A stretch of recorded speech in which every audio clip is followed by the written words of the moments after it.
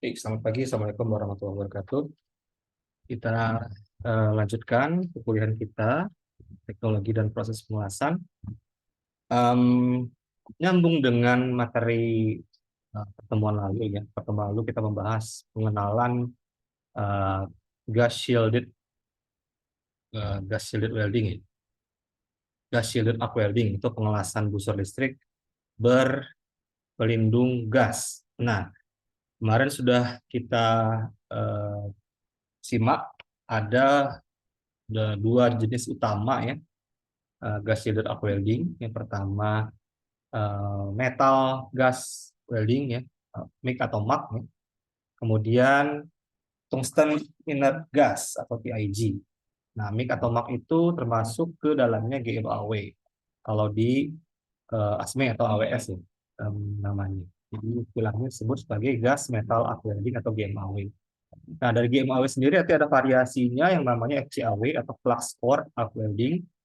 Yang membedakannya hanya jenis atau bentuk dari solid wire elektrodanya. Kemudian jenis yang kedua adalah TIG, tungsten inert gas, TIG welding ya, tungsten inert gas welding, atau istilah lainnya di SB atau di AWS itu adalah GTAW atau gas tungsten arc welding. Itu akan kita bahas di pertemuan berikutnya. Karena kita udah masuk GMAW, jadi saya rencanakan besok hari Kamis kita praktikum ya, praktikum pengenalan proses-proses pengelasan yang menggunakan gas, terutama GMAW dulu ya. Jadi kita siapkan dulu labnya. Eh, Saudara silakan datang di lab welding besok pagi. Seperti biasa, kita akan praktikum GMAW. Oke, kalau udah GMAW nanti coba dengan FCAW. Mungkin di pertemuan berikutnya. Nah, itu sebenarnya alat-alatnya kembar ya. Nanti yang beda cuman dari elektrodanya saja. Setelah itu, praktikum berikutnya sesuai dengan materi ini adalah praktikum GTAW atau praktikum TIG. Oke, hari ini kita eh, bahas lebih detail mengenai MIG dan MAG. Nah, ini sebenarnya sudah kita diskusikan waktu itu ya di pertemuan atau di minggu pertama tentang pengenalan proses-proses pengelasan, tapi kemarin tidak terlalu mendalam. Nah, sekarang kita akan lihat lebih dalam ya. Mungkin juga tidak akan bisa 100% mendalam karena keterbatasan waktu dan juga materi yang saya dapatkan tidak begitu mendalam. Ya, nanti saudara bisa menjadikan materi yang kita pelajari di sini sebagai titik start ya, titik awal untuk menggali lebih dalam uh, MIG dan MAG ini dan juga selanjutnya FCAW karena memang belakangan ya banyak proyek-proyek atau ya pekerjaan yang di Batam ini yang menggunakan FCAW ya karena dia mirip sama GMAW jadi kita bisa pelajari sekaligus berdua tapi belakangan belakangan ini yang banyak permintaan itu FCAW jadi akan sangat eh, bermanfaat bila saudara mempelajari lebih dalam tentang pengelasan gas ini ya. Atau basicnya kemarin masih nyambung ya sama FCMAW, tapi kalau eh, yang kayak gas ini ya, gas shielded ini ada kelebihan tambahan.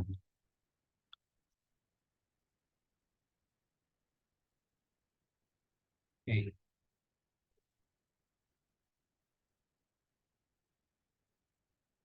Nah, ya ini materinya ya, ini sudah ada di e-learning, silakan dilihat. Saya belum sempat membuatkan modul ya, nanti mudah-mudahan sebelum akhir semester sudah ada rangkuman modul dari pertemuan satu sampai akhir. Tapi sekarang saya masih mengerjakannya, sementara kita lihat dari PowerPoint ini. Ya, jadi MIG dan MAG itu termasuk dalam tipe GMAW ya. Jadi MIG metal inert gas itu di Amerika disebut juga sebagai GMAW atau disebut juga sebagai wire welding. Nah, kenapa disebut sebagai wire welding? Karena GMAW ini ya maupun FCAW nanti dia menggunakan wire atau kawat sebagai elektrodanya. Jadi wire ya, bentuknya kawat yang kecil dan panjang. Jadi tidak seperti SMAW kemarin yang bentuknya stick batangan-batangan gitu, enggak. Ini bentuknya wire. Dan mic ini termasuk electric arc welding, yang maksudnya pengelasan menggunakan busur listrik. Jadi menggunakan eh, arus listrik sebagai eh, bahan atau sebagai pemicu untuk munculnya pemanasan seperti itu. Berikutnya em, tipenya adalah consumable electrode. Berarti elektrodanya bisa dimakan, elektrodanya bisa digunakan habis seperti SMAW. Elektrodanya itu bisa digunakan. Elektroda itu, pengertian elektroda itu pengantar listrik ya. Jadi penghasil em, arc-nya namanya elektroda. Kalau di TIG, di PTAW, penghasil arc-nya, elektrodanya itu tungsten. Dan tungsten itu non-consumable. Ya, tidak untuk dipakai menjadi filler metal. Tapi kalau MIG, MAG, FCAW, ya, itu adalah consumable electrode. Elektrodanya eh, dipakai untuk menjadi filler metal. Nah, welding wire disuplai. Jadi diberikan terus-menerus si welding wire itu, si kawat lasnya itu diberikan terus-menerus menggunakan wire feeder. Wire feeder ini adalah salah satu fitur atau alat tambahan ya di mesin las kita yang gunanya untuk mendorong atau feeding itu mengumpan, memberikan makan si wire-nya itu ke las-lasan kita. Ya, jadi nanti las-lasannya kan nanti akan meleleh.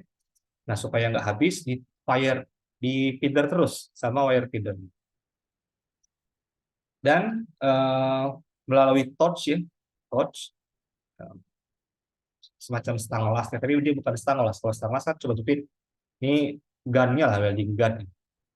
To the welding pool as long as the switch on torch is on. Jadi selama kita eh, tekan tuas on-nya pada torch-nya itu, maka si wire feeder-nya akan terus memberikan kawat lasnya ke dalam weld pool kita.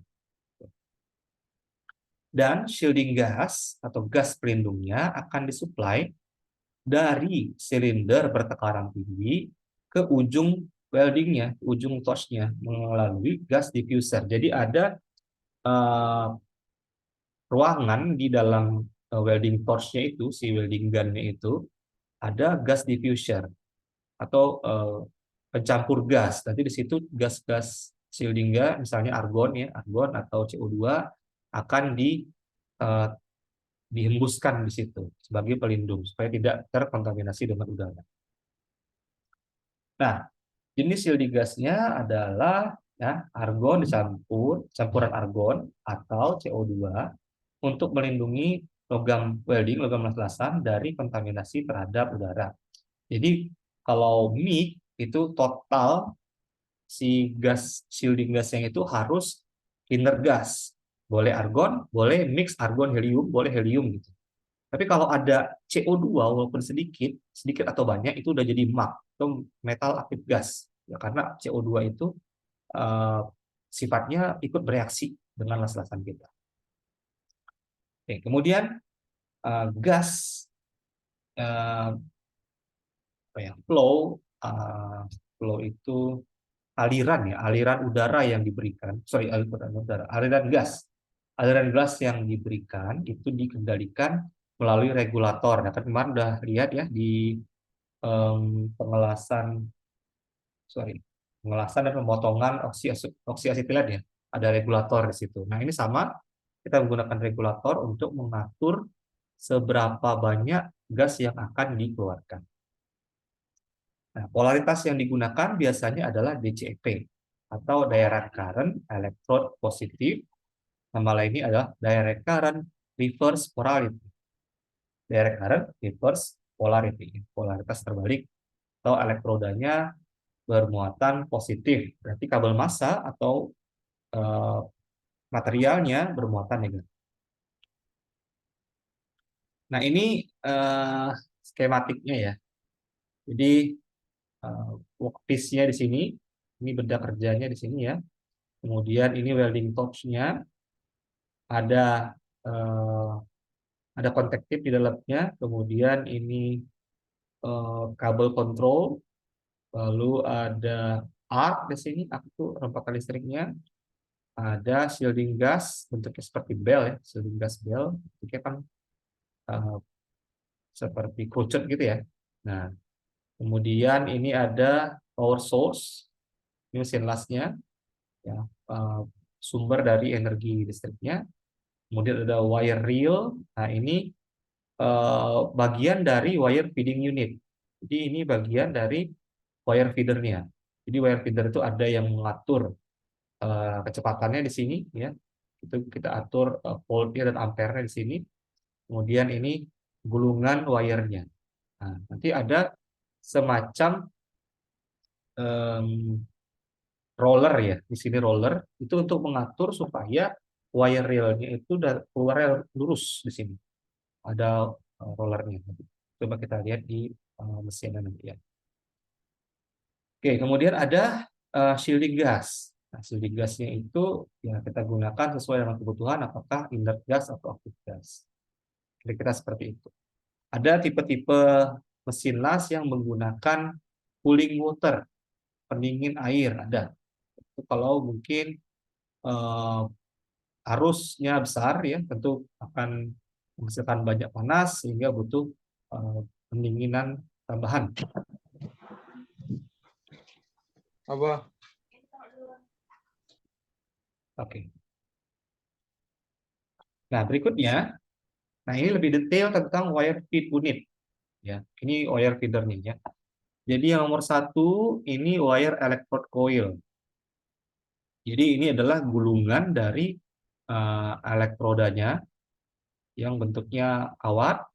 Nomor dua itu guide-nya supaya dia keluarnya lurus. Kemudian nomor empat ini dan nomor tiga itu juga wire feed roller. Ini supaya eh, ini buat menarik ya, buat menarik si rollernya itu, si coilnya, menarik si kawatnya itu supaya keluar. Jadi kalau nggak ada nomor 3 dan nomor 4, dia nggak akan bisa keluar dari coilnya ini. Jadi nomor 3 itu salah satunya adalah driver, nomor 4 pressure. Jadi nomor 3 itu yang bergerak, nomor 4 itu yang nekan supaya dia keluarnya lurus. Nah, kadang-kadang kalau ada trouble di sini, macet ya, bisa macet atau nanti malah jadi kusut di sini. Jadi kusut, nggak bisa keluar dengan baik si kawatnya. Nah, nomor 5 adalah wire lead in nozzle. Jadi ini adalah tempat keluarnya um, wire-nya dari wire feeder. Nah, ini seringkali kita cek kalau ada kemacetan dari uh, wire feedernya. Ya, kadang-kadang kita tekan-tekan si torch-nya itu tapi nggak keluar-keluar uh, elektrodanya atau kawatnya nggak keluar-keluar. Ya, kita buka si unit ini, lihat di mana yang ada kemacetan atau kusut. Oke. Nah, ini penampang dari samping ya, penampang samping. Mungkin dari depan mesin lasnya ya, ini si depan wire feedernya, ini si rollernya tadi. Ya. Nah, ini yang bulat hitam ini adalah penampang melintang dari kawat las yang ini kawat lasnya. Nah, ini ada semacam alur ya, semacam roda tapi ada alur di tengahnya. Nah, itu tempat keluarnya si kawatnya. Dan ini kawatnya ini sesuaikan dengan bentuk si rollernya ini, sesuai dengan diameter kawatnya mau diameter berapa. Karena nanti kalau diameternya nggak sesuai, dia nggak akan bisa keluar dengan baik si kawatnya. Oke, nah ini tipe lain kalau ada yang bentuknya four roller drive. Jadi ada eh, empat roller. Nah ini tipenya berbeda. Kalau kita gunakan yang di lab itu dua roller seperti yang tadi. Nah ini tipe yang kita gunakan yang di lab. Ini kalau tipe lain mungkin saudara akan menemukan nanti ya ketika bekerja ada yang tipenya seperti ini.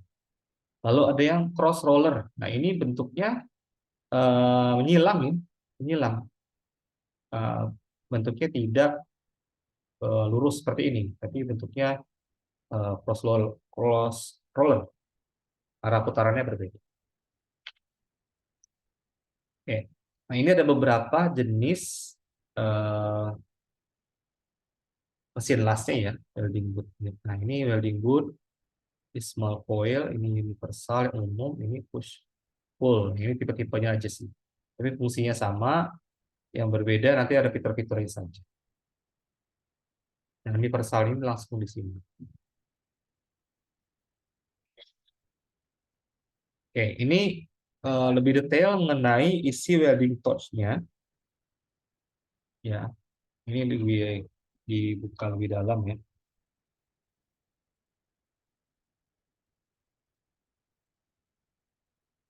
Nah, nomor satu, satu itu torch handle pas pegangan ini. Nah, ini torch handle. Nomor dua, torch neck. Belokan itu torch neck. Nomor tiga itu yang switch tekan. Nah, nanti akan dijelaskan ada dua jenis penggunaan switch ini. Ada yang dua step, ada yang empat step. Nah, kalau dua step itu kalau kita tekan switch-nya baru up-nya nyala, si torch-nya jalan. Nah, itu kalau dua switch, dua step ya. Jadi kalau tekan eh, kabelnya, sorry, wire-nya keluar, kalau dilepas mati, harus ditekan gitu. Nah, em, dan kalaupun nggak ada tekan, misalkan keluar nih si wire-nya, kalau nggak ada tekan si torch-nya itu dia nggak akan nyala apinya. Jadi beda sama SMAW. Kalau SMAW ditekan, disentuhkan aja kan si kawatnya berapi kan, keluar api kan. Tapi kalau ini nggak, harus ditekan. Kalau untuk FCAW dan GMAW itu kalau dua step. Kalau empat step, nah ini mirip seperti switch lengket. Jadi ditekan sekali, walaupun lepas dia akan jalan terus sampai kita tekan sekali lagi. Nah, seperti itu dia. Jadi itu gunanya berbeda ya, mungkin kalau untuk pengelasan yang panjang jalannya daripada capek sampai pegang, jadi ditekan sekali aja nanti dia jalan terus. Itu bisa bisa bisa dilihat di lab, eh, ada settingannya di mesinnya. Kemudian ini ada current contact tube. Nah, contact tube-nya itu tempat keluarnya si eh, si wire-nya itu. Nomor nomor 6 ya. Nah, jadi dia ada selubung yang di dalam, ada selubung yang di luar. Selubung yang di luar itu adalah gas nozzle-nya, tempat keluar gasnya. Nah, ini. Dan kotek tip ini tidak boleh kena las-lasan. Kalau kena las-lasan nanti ini ya kotor dan eh, macet di sini, nggak bisa keluar nanti si apa namanya si awannya itu. Jadi ini harus sering diperiksa dan dibersihkan. Jangan sampai kena kelas-lasan. Makanya kita pasang si kotek tipnya itu jangan terlalu keluar. Nah, terus kita lihat ya bentuknya seperti apa. Kalau lebih jelas, intinya ini harus di dalam nozzle ya. Kalau si kotek tip ini.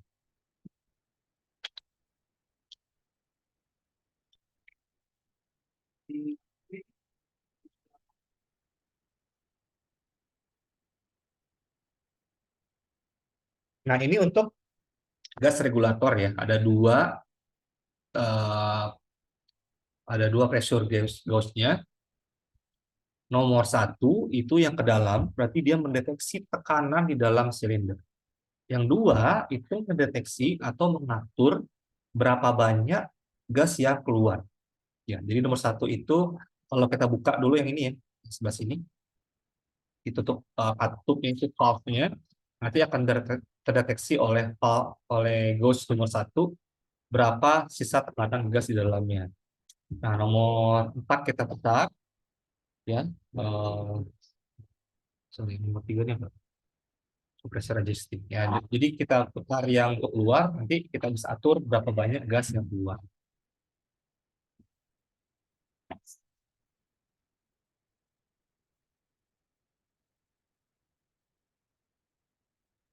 Oke, kalau yang ini tipenya berbeda. Kalau yang ini ada eh, mature tube with suspended solid particle. Jadi ini kayak ada kelereng gitu ya, keluar-keluar. Tapi ini fungsinya sama.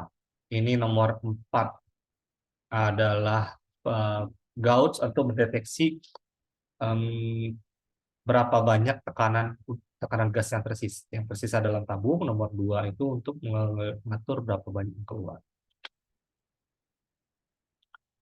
Nah,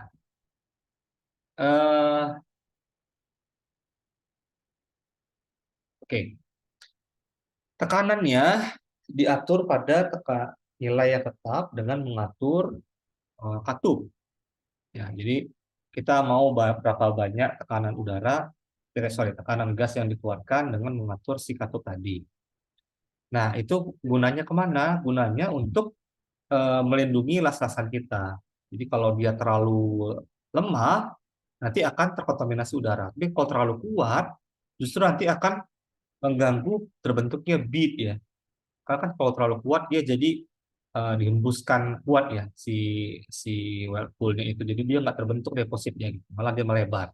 Nah, itulah perlu eh, perlu percobaan dari kita sesuai dengan eh, WPS mungkin ya kalau ada petunjuk dari WPS atau dari beberapa kali percobaan.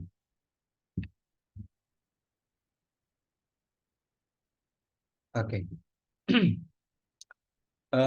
Dan ini eh, ada beberapa gaya ya. Nah, ini urgent sekali gambar. Jadi ini gaya ditampilkan secara dekat ya. Apa saja gaya-gaya yang terlibat dalam metal transfer. Metal transfer itu maksudnya pemindahan logam dari elektroda ke benda kerja. Jadi kalau benda jatuh dari atas lalu ada gravitasi ya. Nah, makanya kalau pengelasan posisi satu, posisi normal, satu F maupun satu G, itu pasti seringkali dianggap paling mudah karena dibantu dengan gravitasi. Tapi kalau posisi overhead ya ke atas itu seringkali lebih sulit karena melawan gravitasi. Kita harusnya nembak ke atas tapi dia malah jatuh. Atau posisi eh, vertikal, vertikal apalagi yang uphill ya, itu kan pasti nanti terjadi penumpukan di bawah. Itu tantangan tersendiri. Nah, ini eh, percepatan gravitasi. Kemudian ada electromagnetic force. Nah, ini kemarin sempat kita bahas sedikit ya di eh, sebelum UTS ya, Finn's effect. Jadi seakan-akan si elektroda itu apa ya, dicubit gitu. Nah, itu gara-gara ada tarikan dari medan elektromagnet. Ya. Jadi di sini ada seperti dicubit. Kemudian ada surface tension. Surface tension itu adalah tegangan permukaan. Jadi mirip kalau kita tangannya basah, ya ada tetesan air, terus ditempelkan misalnya ke kaca gitu, nanti kan ketarik kan airnya. Nah itu namanya surface tension. Jadi ada tekanan atau tegangan permukaan. Nah semakin padat cairannya, makin kuat pula surface tension. Makanya air itu akan lebih gampang membasahi permukaan daripada minyak misalnya. Karena minyak itu surface tension-nya lebih rendah daripada air. Apalagi logam ya. Kalau logam itu kan dia sangat kuat samanya gitu. Jadi dia akan eh, kuat sekali surface tension-nya. Kemudian ada inertial forces itu ya gaya-gaya inersia. Kemudian electrostatic forces itu karena ada muatan listrik dan ada suction effect by plasma beam. Nah, ini karena ada eh, apa ya? Plasma beam itu pancaran, ya, pancaran plasma, sinar plasma. Ya, intinya ini semuanya menolong atau ikut berkontribusi dalam terbentuknya las-lasan akibat metal transfer ini. Nah, ini penjelasan lebih digambarkan lebih banyak ya tentang pinch effect. Nah, kalau pinch effect karena elektromagnet ya em, kan dia bekerja tegak lurus ya. Jadi kalau listriknya horizontal, sorry, kalau listriknya vertikal, magnetnya horizontal. Nah, seperti itu. Jadi dia selalu eh, tidak bisa dipisahkan. Nah, mungkin ini ada bagian dari gaya magnetnya sehingga terjadilah pitch effect.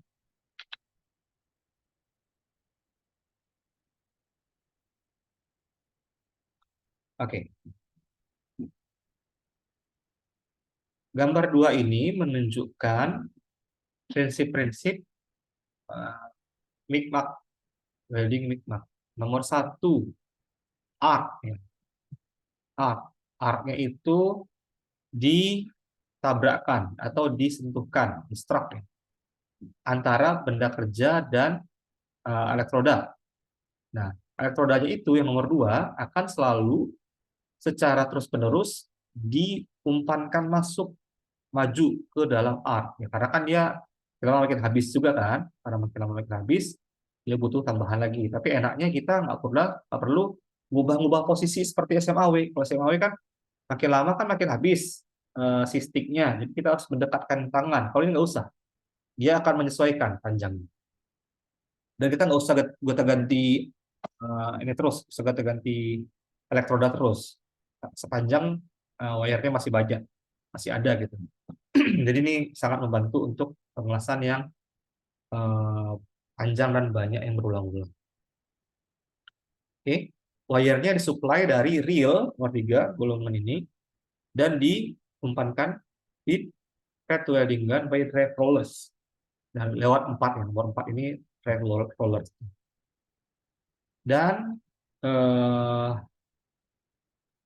yang nomor 4 ini akan mendorong si wire itu melalui flexible conduit, melalui semacam lubang gitu ya yang fleksibel supaya dia gampang keluar berlima di dalam eh, selang nomor 6 menuju gun nomor 7. Kemudian energi listrik dari arc diberikan dari wire menuju wire melalui kontak tube nomor 9. Nah, ini nomor 9 ini kontak tube-nya ya, tempat keluarnya eh, wire. Kontak tube ini biasanya terhubung dengan kutub positif dari power source. Jadi kontak tube inilah yang bermuatan positif. Jadi muatannya itu dari kontak tip ya, bukan dari dalam sini. Listriknya itu adanya dari kontak tip.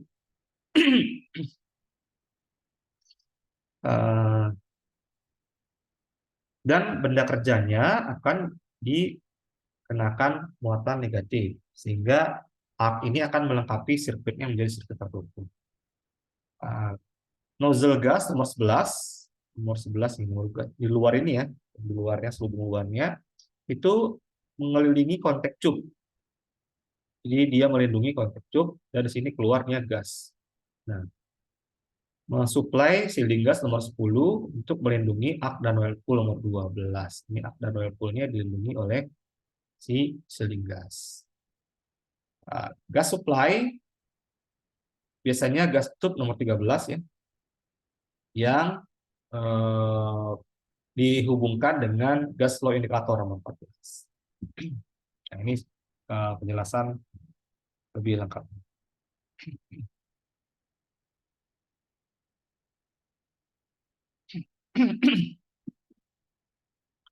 Nah, ini penanda ya, seperti kemarin ada penanda dari kode ISO 4063. Nah, kalau GMAW secara umum kodenya adalah 13. Tapi kalau dispesifikkan mic dengan solid wire electrode namanya kodenya adalah 131. Ini menggunakan inner shielding gas. Inner berarti antara argon, helium atau campuran keduanya. Sementara kalau mix 132 itu udah masuk FCAW sebenarnya. Karena dia menggunakan flux core wire electrode. walaupun dia seperti FCAW, ya memang ini FCAW ya. Dia masih menggunakan inert gas. Sama inert gas. Kemudian mix 133 metal arc inert gas welding with metal powder field wire electrode. Jadi bedanya sama 132. Kalau 132 isi wire-nya adalah flux, kalau 133 isinya adalah serbuk logam. Ya, ini gunanya juga sama sebagai pelindung ya. Sebagai pelindung tapi serbuk logam isinya.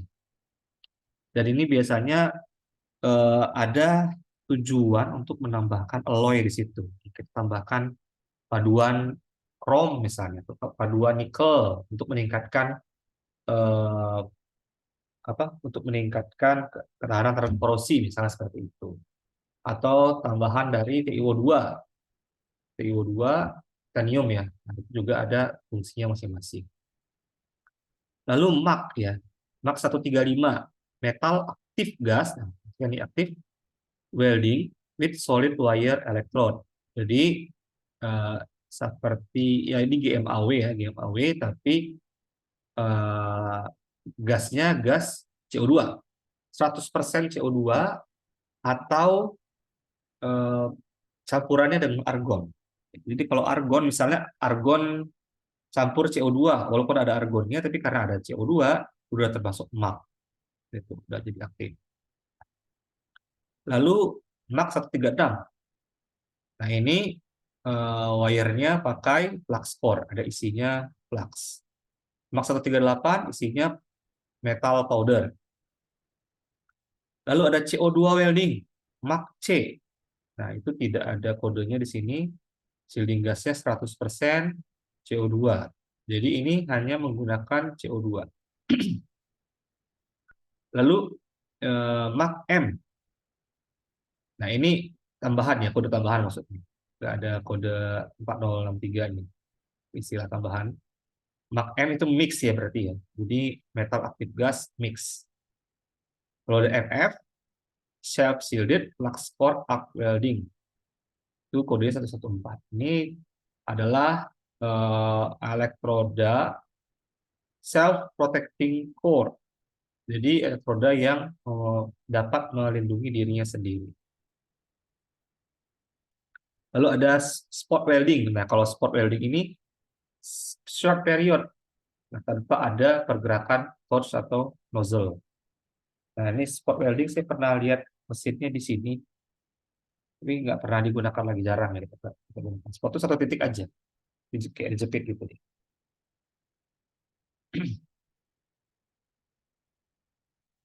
Nah, apa saja tempat untuk menggunakan gas shielded arc welding ini? Proses ini menggunakan 70% dari filler material. Jadi filler material yang tersedia 70%-nya dapat digunakan di MIG atau MAC. Gas shielded arc welding digunakan, ya diperhatikan, digunakan di industri mana saja, di metalworking, berarti industri logam ya, industri logam, pekerjaan logam, konstruksi baja, bangunan kapal, konstruksi kontainer, dan industri konstruksi kendaraan. Di tentang ketebalan dinding komponen yang lebar, jadi bermacam-macam, mulai dari yang tipis sampai yang tebal, itu bisa menggunakan MIG maupun MAC. Jadi ini tadi ya, industri metalworking, steel construction, shipbuilding, kontainer, sama konstruksi kendaraan. Unit sumber dayanya untuk GMAW konvensional, modenya ada yang short arc, ada yang spray arc, menggunakan rectifier. Nanti ini pembalik dari AC ke DC. Basically, pada dasarnya itu menggunakan karakteristik constant voltage. Nah, ini yang penting buat saudara simak ini. Constant voltage. Nah, kalau MIG, MAC, FCAW, GMAW itu pakai constant voltage. Voltase atau tegangan tetap. Biasanya pengaturan voltase dari arc ini telah disesuaikan dengan wire speed. Jadi kecepatan feedingnya itu udah disesuaikan juga dengan voltasenya. Nah, jadi kita nggak terlalu pusing banyak atur-atur karena dia biasanya udah otomatis. Oke, power supply untuk gas shielded arc metal arc welding with pulse arc, ya, diameter wire-nya 1,2 mm dan campuran gas hingga 20% CO2 harus eh,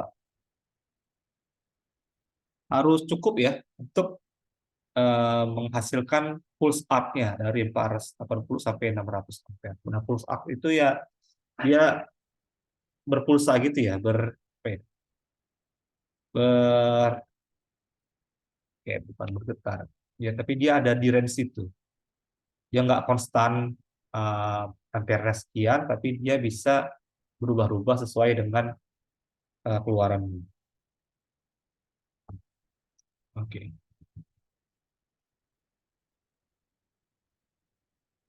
Oke, kemudian the control unit ini adalah unit pengendalinya.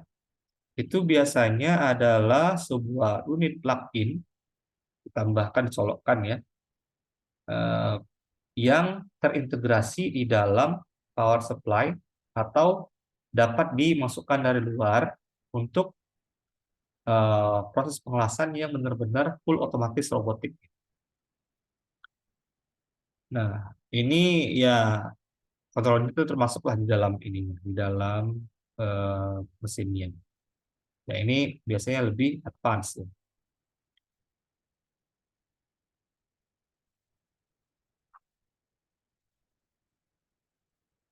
Oke.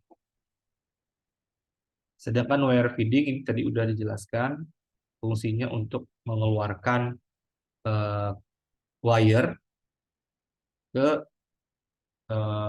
tadi conduit ini, lubang yang akan kita sambungkan dengan selang tadi, selang kabel.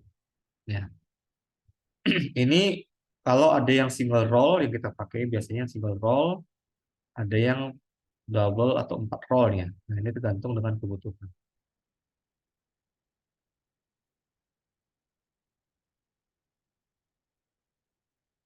Eh, untuk kestabilan arc, penyusunan selang itu sampai 5 meter masih bisa digunakan untuk wire 1,2 mm.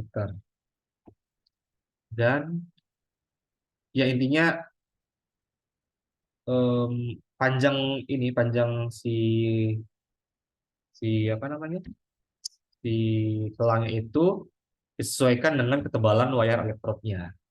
Nah, kalau kabelnya atau wire itu kecil ya, ya bukan kecil juga sih. Ini yang biasa kita pakai itu 1,2 mm memang. Itu dibatasi sampai 5 meter supaya arc-nya lebih stabil. Nah, ini kontak cup ya. Kontak cup itu yang di dalam torch-nya. Ini tempat dikasihnya muatan positif, tempat keluarnya eh, wire kita. Ini penampang sampingnya seperti ini. Nah, nanti dia akan dihubungi oleh nozzle. Nah, ini sering harus selalu dicek kalau mau dipakai, karena kalau kurang bersih ya pemakaiannya di ujung-ujung sini akan muncul atau kena spatter ya, kena percikan logam leslasan kita, ada kadang kena ini juga lelehan dari sini ya, lelehan dari sini ya. Itu biasanya gara-gara em, terlalu keluar naroknya si tipnya ini. Dia nggak di dalam tidak di dalam apa namanya? Gas nozzle ya. Luarnya kan gas nozzle. Capnya itu di luar cap. Harusnya di dalam cap.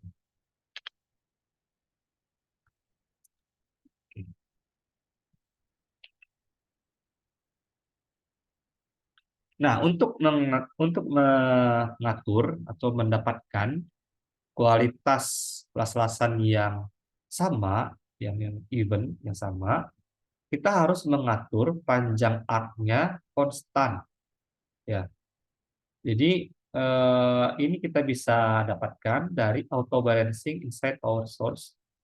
Jadi lebih ke pengaturan jarak ini nih, jarak em, pengelasan kita sama pengaturan voltasenya. Kan voltase itu tempat kita bisa mengatur listriknya di sini. Ya. Nah, kalau kita em, ini ya terlalu jauh si arc-nya itu nanti akan cepat pula wire-nya keluar. Nah, berarti dia akan menyesuaikan dengan memperbesar ampere. Nah, tapi kalau terlalu dekat, dia akan lama keluarnya, ampere-nya lebih kecil. Nah, suka gitu. Karena voltnya tetap, berarti ampere-nya berubah-ubah di sini. Itu tergantung dengan kecepatan eh, feeding.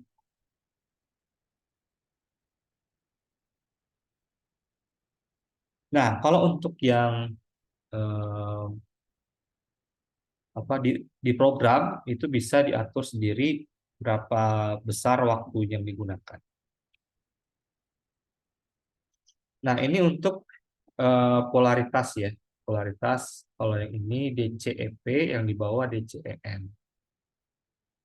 Kalau DCEP, laju deposisinya atau penumpukan las-lasannya dia akan lambat, lama dia untuk menumpuk itu. Tapi penetrasinya lebih baik dalam kan. Nah, lalu excess wear metal atau kelebihan logam las-lasannya akan lebih sedikit, spatternya lebih sedikit, dan ada cleaning effect kalau dengan aluminium dan magnesium. Ada efek pembersihan. Arc force-nya akan lebih kuat di DCEP ini, di Whirlpool ini. Arc force itu dorongan dari arc-nya ya. Si arc-nya itu eh, mendorong si logam kita. Tapi kalau DCEN itu sebaliknya. Jadi makanya ini tidak disarankan untuk kita gunakan DCEN pada ngelasan MIG maupun MAG.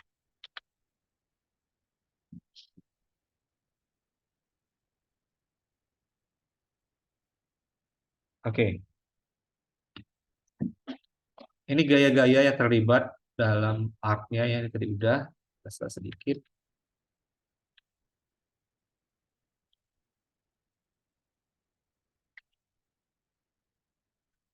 Setting.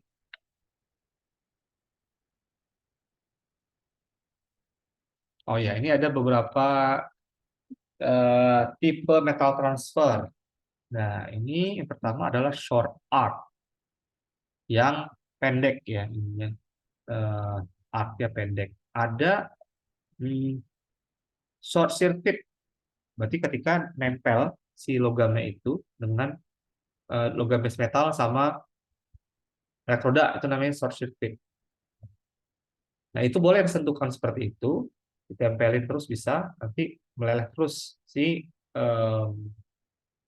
filler metalnya. Nah, itu terjadi short arc. Nah, kalau short arc ini well pool-nya memiliki kekentalan atau viskositas yang tinggi dan sekitar 70 droplet, 70 tetes akan berpindah setiap detik. Nah, kalau kita mau pakai short arc, setting range-nya voltase rendah di bawah 20 volt. Nah, ini bisa kita gunakan untuk plat-plat yang tipis untuk mengelas root pass. Posisinya bisa di overhead, vertical up, vertical down, dan vertical horizontal. Nah, karena ini biasanya lebih mudah ya, karena langsung ditempelin aja di situ, ditekan aja, ditekan paksa. Nanti dia akan mencair sendiri.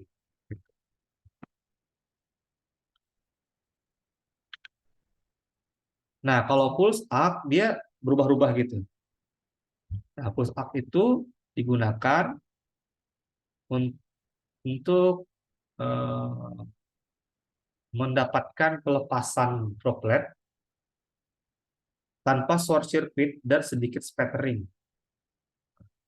Ini bisa lebih dimungkinkan pada low arc power atau kekuatan arc yang rendah. tapi akan menghasilkan ini ya, ada spattering sedikit lah. Dia akan eh, apa namanya? Nggak konstan dia arcnya kalau pulse.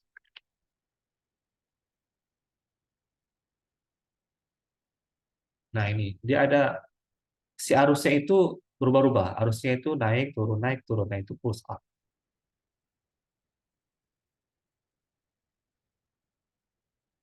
Oke. Nanti coba lihat ini ya. Eh, Mungkin bisa dilihat video yang menampilkan bagaimana push up. Saya nggak ada di sini videonya. Nah, kelebihannya droplet itu ditransferkan tanpa short circuit. Ya, jadi kalau short circuit tadi nempel kan, ini enggak. Jadi akan ada sedikit spattering, spatter sedikit, bahkan pada power yang lebih rendah. Wire elektrod yang lebih tebal bisa digunakan, sehingga dia lebih murah ya. Kemudian flat welding, bisa flat welding pada low up power. Kekurangannya cost-nya lebih tinggi, settingannya lebih sulit, dan hanya cocok untuk campuran argon dengan maksimal 18% karbon dioksida. Beberapa teknis detailnya ya, nanti silakan dilihat lagi. Nah, secara singkat inilah ya, ada beberapa eh, jenis metal transfer. Ada spray art.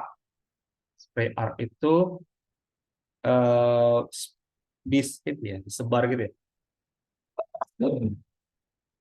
Dia kayak disemprot gitu. Kemudian globular, bentuknya bulat-bulat. Loas droplet, maksudnya tetesannya besar-besar. Lalu short arc itu cuma ada di short circuit, nempel gitu ya. Deep transfer itu artinya dicelup, ya karena dia nyentuh. Lalu pulse arc, ini yang pulse transfer tadi. Nah, ini spray arc. Jadi kalau spray itu si material lelehnya berbentuk banyak sekali droplet kecil-kecil yang diameternya lebih kecil daripada eh, kawat lasnya. Nah, tidak ada short circuit, jadi dia nggak nempel, dia agak jauh dan nyebar, lebih scatter free, lebih nggak ada scatternya. Syaratnya apa supaya bagus? Eh,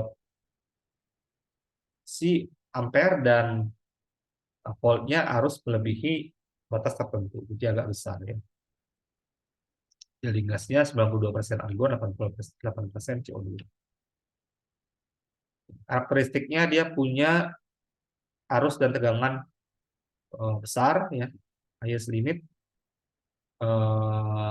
harus banyak argonnya, terus cocok untuk kebalan 5 mm ke atas, cocok untuk aluminium dan stainless steel, tidak ada short circuit, arcnya stabil dan bebas vapor. Ini kalau 100% argon, ini kalau ditambah O2-nya. Nah, semakin banyak O2 dia semakin bulat-bulat, mirip globular ya. Tapi kalau yang argonnya banyak, dia bisa kecil-kecil si transfernya. Ini di sini, ini perlasan kilo. Kalau globular, arcnya relatif singkat, ya intinya antara antara short circuit sama spray tadi lah, netes tapi dia bulat-bulat.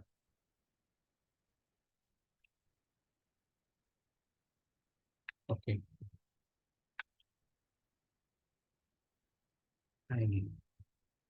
Nah kalau short circuit dia nempel, tarik, nempel, tarik, ini kan. Kalau globular dia netes tapi bulat-bulat, agak besar-besar.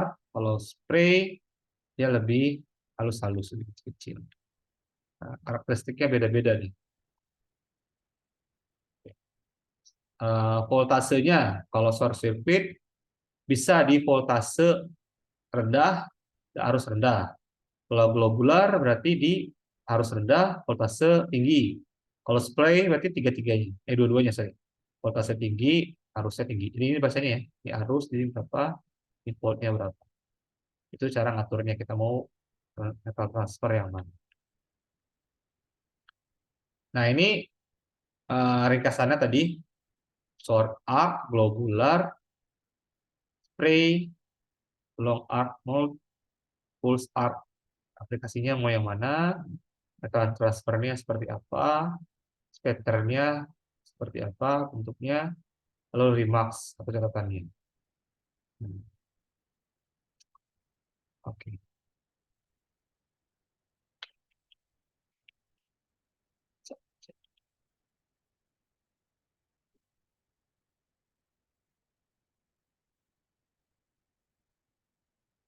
Oke. Kemudian ini penjelasan lebih lanjut tentang filler metal dan consumables. Nggak usah, ini cuma kode-kodenya aja. Nah, ini catatan aja ya, catatan komposisi kimiawi yang dibutuhkan.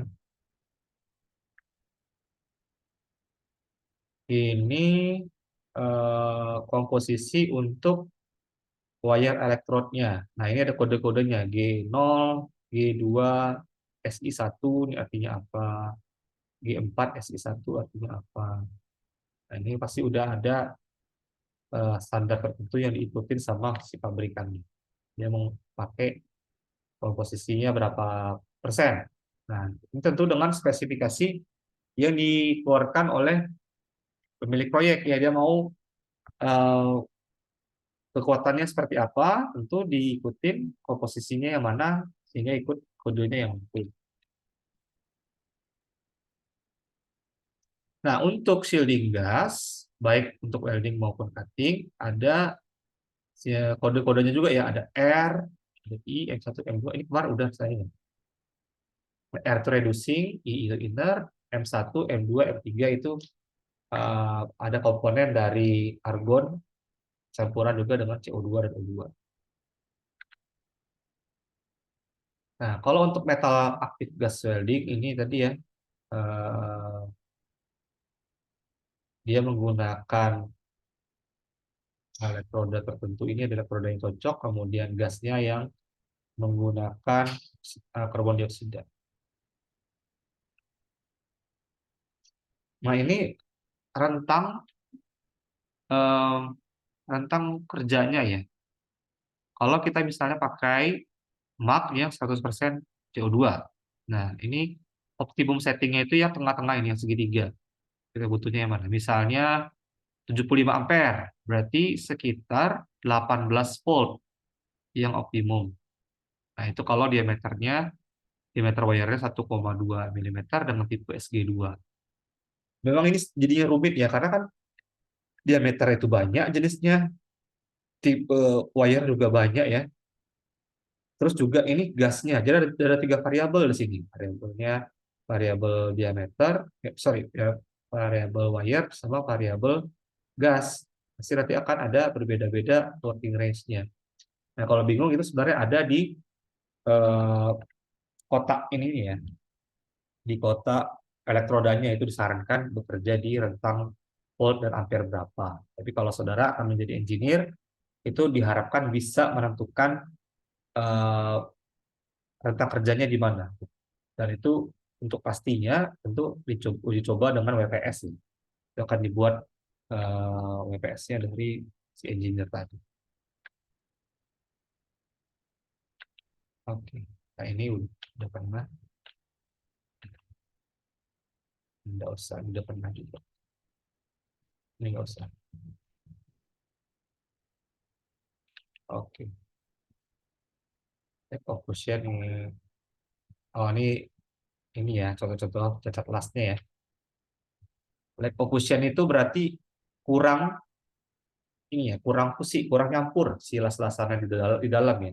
Biasanya kita lihatnya di potong terbuka atau pakai radiografi seperti ini. Ini baru kelihatan. Nah, kalau dari luar kan yang ini aja kan, kelihatannya aman-aman aja, tapi dalamnya ini bolong-bolong. Nah, itu nggak boleh.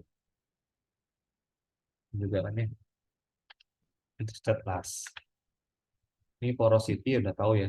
Nah, seringkali kalau mahasiswa kalau praktek GMAW untuk pertama kali lupa ngidupin gas atau kadang ada yang mesinnya ganti-gantian. Nanti temannya yang pertama lupa buka gas, jalan aja. Tahu-tahu porosity nggak sadar kan. Nah, teman yang berikutnya praktikum lagi, tapi nggak dibilangin gasnya dibuka dulu. Ya udah porosity semua kalau gitu. Kadang ada teman yang dia giliran pertama, sehabis dia pakai langsung ditutup sama dia gasnya. Nah, teman yang berikutnya nggak ngecek, langsung main aja. Jadi yang pertama bagus, yang kedua jelek gitu. Nah, itu tolong di ini ya, tolong sama-sama diingat sebelum bekerja, cek dulu si peralatannya itu sesuai nggak. Nah, caranya gampang aja sih, kita tekan aja si torch-nya itu, si welding gun-nya. Kalau ada bunyi gas gitu, atau sama ada si flow meternya itu ya, yang ada kelerengnya itu keluar, naik turun. Kalau kita tekan si torch-nya itu, nah itu gasnya udah nyala, gampang. Yang sampai dia macet ya. Oke. Nah ini lebih ke defect apa ada undercut. Nah, ini undercut itu seperti ini ya. Perbatasan antara logam las-lasan sama gas metal ada cekungan kayak dimakan ya, itu undercut namanya. Itu biasanya gara-gara eh, apa arusnya terlalu besar, jadi dia meleleh ke bawah seperti ini. Nah, crack ini biasanya gara-gara ada pemanasan yang tidak rata atau pendinginan terlalu cepat itu juga bisa. Pendinginan itu nggak uniform, nggak sama. Jadi yang kalau kita tahu kan kalau setiap benda, setiap material itu kalau dikena panas akan memuai. Memuai kalau memuai kan membesar. Nah, sama juga kalau dilas kan memuai kan. Cair memuai. Kemudian kalau lama-lama setelah itu kan dia mendingin. Nah, mendingin kan dia menyusut. Kalau menyusutnya nggak sama, terjadilah ini crack. Ya, itu di luar kalau ada pengotor kayak sulfur ya, sulfur, silikon, fosfor itu juga bisa membuat crack. Di luar itu biasanya ada eh, pendinginannya itu nggak merata. Nah, ini bisa dicegah dengan menggunakan heat treatment pada pengelasan. Heat treatment itu termasuk preheat, post heat, dan PWHT. Post heat, post weld heat treatment itu namanya. Itu ada nanti saudara belajar di kuliah berikutnya. Oke, mungkin segitu dulu ya tentang materi kita hari ini. Kita pelajari tentang MIG dan MAP. Saya masih ada satu materi lagi tentang FCAW. Itu silakan dibaca aja karena nggak banyak ya, nggak banyak. Eh, udah ada di learning juga dua-duanya ya. Dua-duanya udah ada di learning, baik yang barusan MIG MAP maupun yang FCAW. Nah, seperti biasa, kita ada kuis mingguan. Minggu mingguan ada dua ya, materi 8 dan materi 9. Materi 8 kemarin tentang Introduction to Gas Shielded Arc Welding. Kemudian disambung dengan kuis 9. Ada dua ya, itu silakan dikerjakan paling lambat hari Jumat. Ya, biar minggu depannya fresh lagi pelajari materi berikutnya. Nah, untuk besok ya, kita coba praktikum GMAW. Saya pengennya kita lihat dulu mesinnya seperti apa, kita lihat wire feedernya, si power source-nya, maintenance-nya ya, eh, apa tadi welding torch dan lain-lain. Kalau udah familiar, baru kita coba mengelas menghidupkan api. Karena ini sensasinya akan berbeda sekali dengan kita menggunakan SMAW. Nah, SMAW kemarin satu persatu wire-nya digunakan, coba copot, kalau habis ganti gitu kan. Kalau ini enggak, kita bisa jalan terus. Nah, oleh karena itu si FCAW maupun GMAW itu diberi klasifikasi sebagai pengelasan semi otomatis. Jadi walaupun kita masih pakai tangan, tapi feedingnya udah otomatis gitu. Jadi akan lebih mempermudah pekerjaan kita. Nah, tapi yang perlu diketahui sebelumnya ya, untuk pengelasan FCAW ini eh, karakteristiknya dia mengoyak material. Kalau kemarin SMAW mungkin dia banyak numpuk kan, banyak numpuk si depositnya itu. Tapi kalau ini dia bisa ngoyak material. Nah, seringkali kalau kita mau numpuk satu pas dengan pas lain, nah pas berikutnya itu akan mengoyak pas sebelumnya, jadi bisa bolong gitu. Nah, itu bisa disiasati, jangan sampai ada kotor. Jadi harus betul-betul bersih kalau kita mau menumpuk satu pas dengan pas lain. Itu baik, sampai sini ada yang mau bertanya dulu?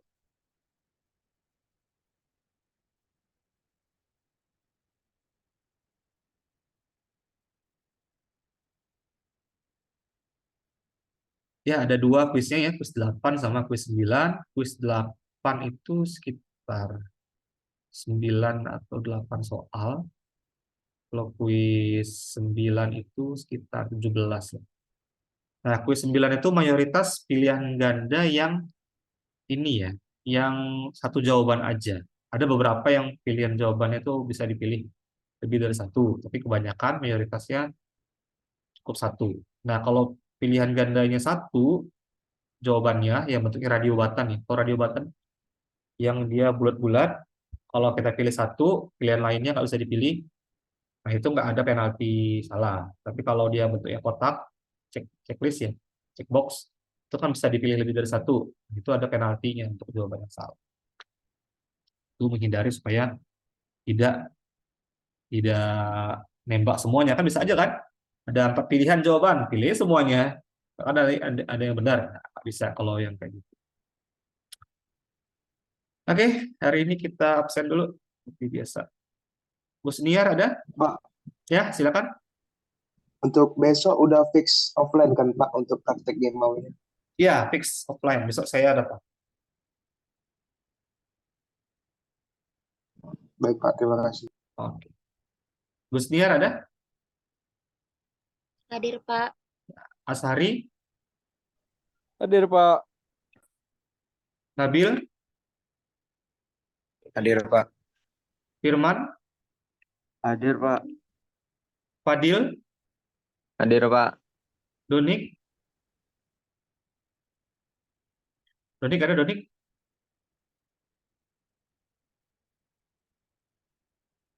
Nggak ada, Donik. Skip dulu. Farhan Salim? Hadir Pak. Doni Julkiman? Hadir, Pak. Mikael? Ada Mikael? Skip dulu. Adrian? Hadir, Pak. Ya. Adnan? Hadir, Pak. Hitrik? Hadir, Pak. Rizky Haikal? Hadir Pak. Najib? Hadir Pak. Ogi? Hadir, Pak. Kasbibullah? Hadir, Pak. Zakikil? Hadir, Pak. Gunawan? Hadir, Pak. Rudi Sianipar? Hadir Pak, hadir Pak. Safriyadi? Hadir Pak, hadir. Fajar Zaki? Fajar ada? Skip dulu. Jelianti? Hadir, Pak. Agung Prasetyo? Hadir Pak. Daniel? Hadir Pak. Midanul? Hadir, Pak. Grace Angel? Siva? Hadir, Pak. Ega? Hadir, Pak. Aditya? Aditya ada? Oke, yang belum dipanggil, Donik tadi ada? Donik? Pak, Doni hadir Pak. Oke. Mikael? Nggak ada. Fajar Zaki? Nggak ada. Oke. Oke, kalau gitu kita ketemu besok ya di lab welding. Jam 8 usahakan udah di lab, kita mulai biar waktunya lebih panjang. Demikian, kalau ada diskusi kita sambung besok aja di lab ya. Saya tutup perkuliahan hari ini. Assalamualaikum warahmatullahi wabarakatuh. Waalaikumsalam warahmatullahi wabarakatuh. Terima kasih, Pak. Terima kasih Pak. Selamat